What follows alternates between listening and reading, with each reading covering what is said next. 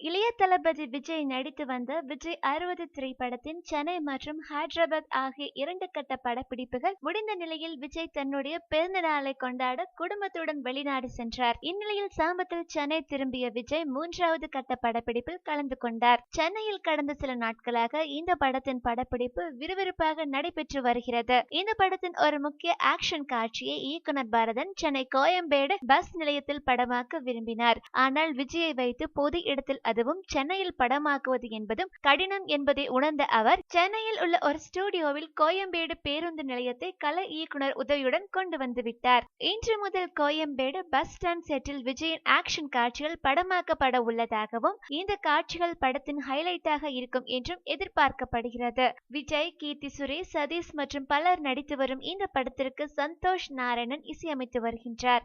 Vijaya productions நிறுவனம் இந்த படத்தை பிரம்மாண்டமாக தயாரித்து வருகிறது என்பது குறிப்பிடத்தக்கது.